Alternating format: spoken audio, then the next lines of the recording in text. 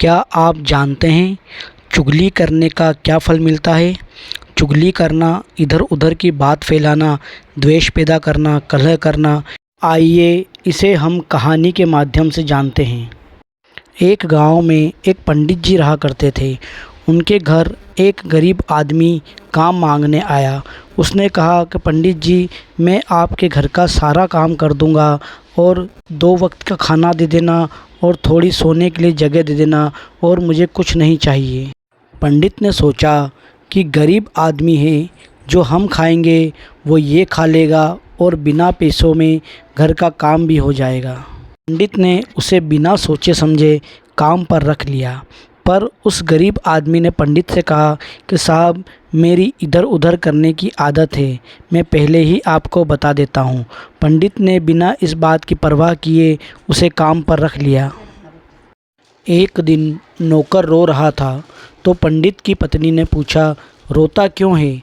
तो नौकर बोला, मैं आपके घर में रहता हूँ, खाता हूँ, पीता हूँ, आपके हित की बात करने का मन है, पर क्या करूँ, आपको अच्छा लगे या ना लगे, दुख तो होता है। मैंने पंडित जी को किसी से बात करते सुना है कि पंडित जी दूसरी शादी करना चाहते हैं। मालकिन आश्चर्यचकित रह गई। उन्होंने पूछा कि इस शादी को रोकने का कोई उपाय है क्या? नौकर ने मालकिन को ऐसा उपाय बताया जिससे मालकिन और पंडित जी दोनों के होश उड़ गए।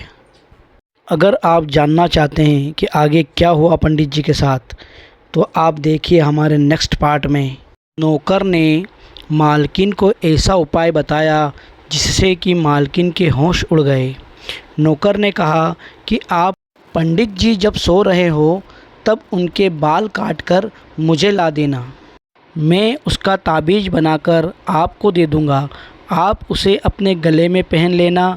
फिर पंडित जी का ध्यान आपकी ओर हो जाएगा और दूसरी शादी करने का विचार उनके मन से निकल जाएगा। आखिर क्या हुआ ताबीज़ पहनने के बाद? उधर नौकर ने पंडित जी को जाकर कह दिया कि आपकी पत्नी आपसे बड़ा द्वेष रखती है, कभी भी आपको मार सकती है। मैंने उन्हें किसी महिला से बात करते हुए सुना है। आप मेरे मालिक हैं, आपकी वजह से मुझे खाना पीना मिलता है, इसलिए आपको बताए बिना रहा नहीं गया। आप अपना ख्याल रखना। पंडित जी अब अपनी पत्नी से सतर्क रहने लगे। एक दिन पंडित जी नींद का बहाना बनाकर लेटे हुए थे। तभी उनकी पत्नी उनके सिर के बालों को काटने के लिए कैंची लेकर आई। पंडित जी ने सोचा, ये कैंची मेरे सीने में उतारने के लिए आई है।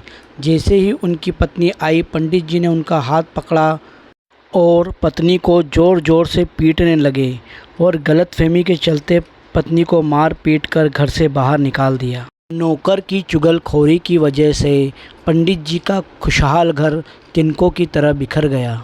इसलिए कहते हैं, चुगलखोर से बात न करना, खड़ा न रहना पास, पति पत्नी दोनों मरे, भयो कुटुंब का नाश।